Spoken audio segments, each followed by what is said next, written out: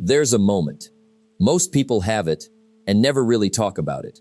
It's not dramatic. It doesn't happen in some movie scene with rain and violins.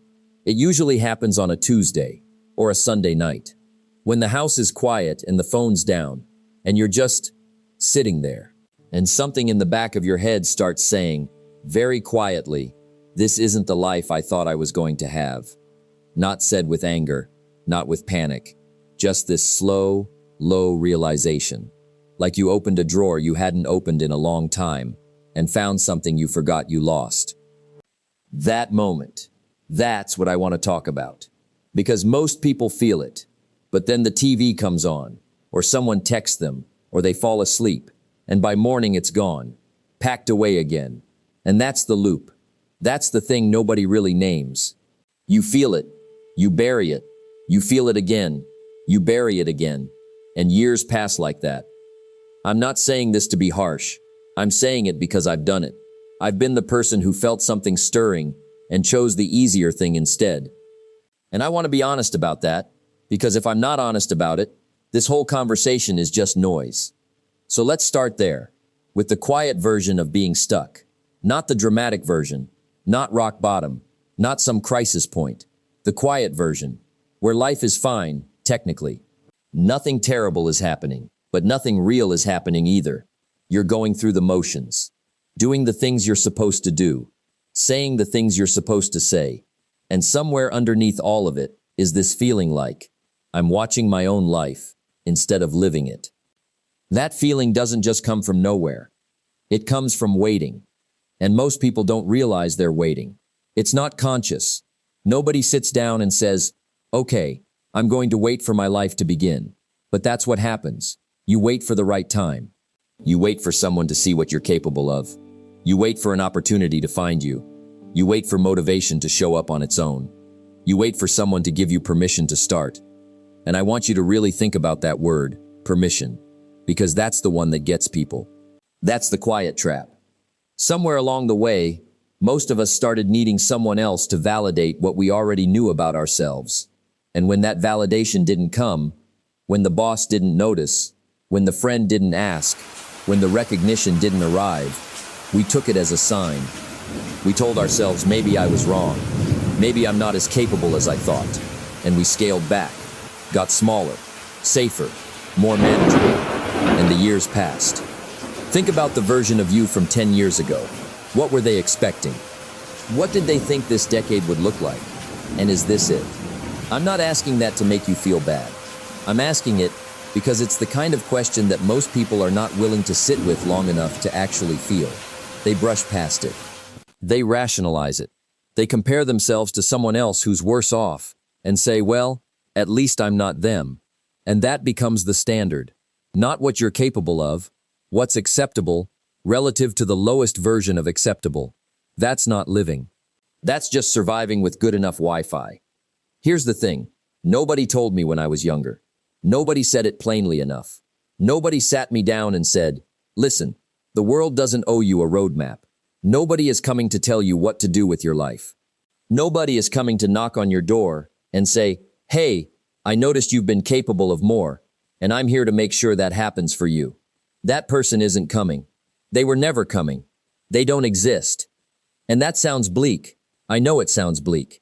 But stay with it for a second, because there's something on the other side of that realization that most people never get to. When you actually fully accept that nobody is coming, not to save you, not to guide you, not to hand you the life you always imagined, something shifts. And it's not despair. It's actually the opposite. It's this strange, quiet, clarifying thing, like the fog burns off and you can finally see the road you're standing on. Because if nobody is coming, then the only question left is, what are you going to do about it? Not someday, not when things settle down, not when you feel more ready. Right now, with whatever version of yourself you currently are, slightly tired, maybe a little lost, maybe carrying some regret. What are you going to do? That's where it starts. Not at the top, not when you've figured everything out. It starts in the middle of the mess. I used to believe that the people who had it together, the ones who seemed to be building something real, who seemed to have clarity and direction, I used to think they were just lucky, or smarter, or that they had some advantage I didn't. And some of that might be true in some cases. Life isn't perfectly fair. I'm not going to pretend otherwise. But when I looked closer, and when I was honest enough to look closer, what I kept seeing wasn't luck. What I kept seeing was that those people had made a decision. A real one. Not a declaration they posted somewhere. Not a resolution they made on January 1st. A quiet, private decision. One they didn't announce. One they didn't need applause for. They decided they were going to build the thing they wanted. And they were going to do it regardless of whether anyone was watching. Regardless of whether anyone was cheering. Regardless of whether it was comfortable, or impressive, or visible to anyone else at all. That silence is important. I want to come back to that. Because we've become addicted to visibility. Not just social media. It goes deeper than that. We've become addicted to the idea that effort counts more when someone sees it. That growth is more real when it's witnessed. That we matter more when we're being noticed. And that addiction is quietly killing people's potential. Because what happens when you tie your effort to visibility is that you stop doing the work that nobody sees. And that's actually the most important work. The reading you do at midnight when no one knows you're doing it. The practice you put in that doesn't show up as results yet. The discipline of not eating the thing, not spending the money, not taking the easy way out, when no one would have known either way. That's where character is built. Not in the moments people are watching. In the moments no one is Zoth. And I think a lot of people know this, in theory. But knowing it and actually living by it are two completely different things. Because living by it is uncomfortable. It's quiet and slow, and there's very little immediate reward for it. And we're not great with slow. We're not great with quiet. I remember a period in my life where I was genuinely trying to change some things. And I was expecting, without fully admitting it to myself, I was expecting to feel different faster. I was expecting results to show up in a way that was obvious and encouraging. And when they didn't, when it just felt like grinding through the same gray days with no visible progress, I started to loosen up, started making exceptions, started telling myself I deserved a break from the effort. And what I didn't understand then was that I was at exactly the right place. The grayness and the slowness, that wasn't failure. That was the actual process. That's what real change looks like before you can see it yet. It's not inspiring. It's just consistent and unglamorous and often invisible.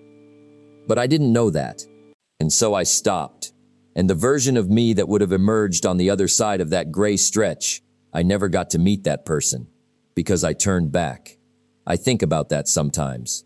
Not with regret exactly, but with something that feels like clarity. Like I understand now what I was actually choosing when I thought I was just taking a break. And maybe you can relate to this.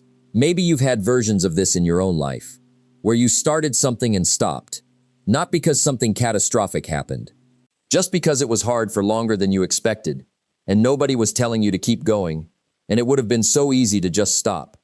And so you did. And you told yourself you'd come back to it, but you knew you probably wouldn't.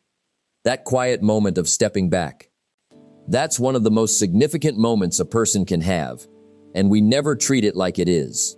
We treat it like a small thing. But it's not.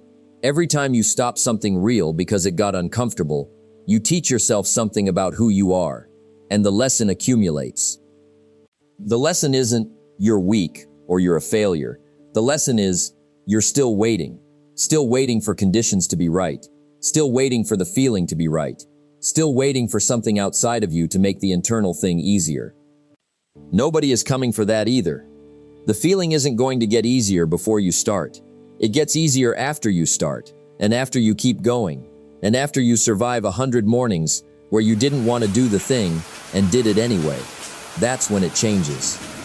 Not before. I spent years trying to get motivated before acting, trying to feel ready, trying to feel confident, trying to feel like I had enough knowledge, enough resources, enough certainty. And what I learned, slowly and expensively, is that the confidence doesn't come first. The motion comes first. You move, and then the confidence builds from the evidence of having moved. But here's what makes this hard to accept. Accepting it means accepting that you could have started earlier. That the years you spent waiting were actually years you spent choosing to wait. And that's uncomfortable. Because it means the person responsible for where you are right now, that's you, not your circumstances, not the people who didn't help you, not the opportunities that didn't find you. You, your choices, your delays, your willingness to go back to sleep instead of getting up. That's a hard thing to look at, but it's also the most freeing thing you will ever look at. Because if you're the one who created this, then you're the one who can change it. The same person who chose not to start, that person can choose to start. Today, right now, without waiting for the feeling to be different. And that's not a small thing. That's actually everything.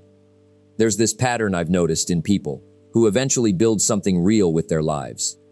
And I'm not talking about fame or money necessarily. I'm talking about people who look in the mirror and actually recognize the person looking back. People who feel like they're living their actual life instead of some placeholder version of it. The pattern is almost always the same. At some point, they stopped explaining themselves. They stopped trying to get other people to understand their goals. They stopped waiting for approval.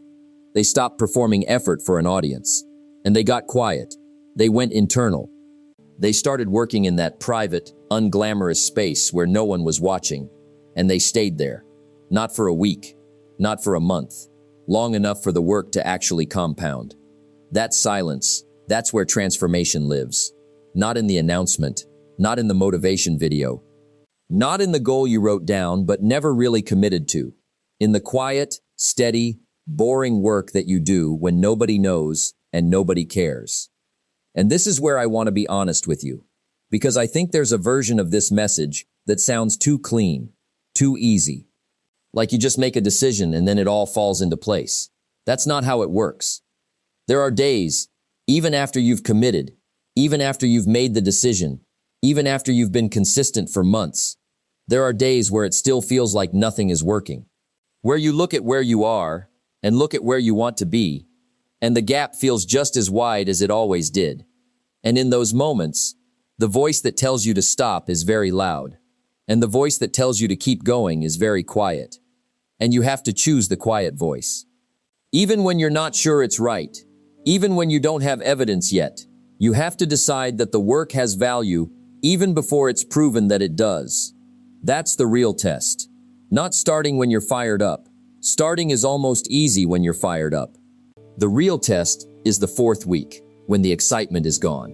The real test is the moment you look around and realize nothing has visibly changed, and you have to decide whether to believe in the process or not. Most people fail that test. Not because they lack ability, because they lack patience. Because they expected results to arrive on a timeline that felt reasonable, and when they didn't, they concluded that the thing wasn't working. The thing was working, they just couldn't see it yet. This is why building yourself in silence matters, because silence removes the pressure of the audience. When you're not performing your growth, when you're not posting it, or sharing it, or needing other people to witness it, you get to just do the work, at the pace the work actually requires. And you get to stop measuring your progress against how it looks, and start measuring it against what you feel building inside of you. That internal thing, that slow accumulation of discipline and self-knowledge and capability, that doesn't show up on the outside right away. But it's real. It's more real than the version that photographs well. And I think about the kind of life that's built from that place. Not rushed, not performed, not built for an audience. Built slowly and privately, out of real choices made on ordinary days. That kind of life has a quality to it that's hard to describe, but impossible to fake. You can tell when someone has actually earned where they are, not because of what they have, but because of how they carry themselves, because of the stillness in them. That stillness, that comes from having survived your own doubt, from having kept going when stopping was the easier thing. From having been tested in the private moments and chosen the harder right thing over the easier wrong thing, again and again, when nobody was watching. You can't buy that. You can't shortcut your way to it. You can't perform it into existence. You have to build it. Piece by piece, quietly, steadily, in the mornings before anyone else is up, in the decisions you make when no one is looking, in the conversations you don't have because you're busy working, in the things you say no to so that you can say yes to the thing that actually matters. And here's what I want to leave you with.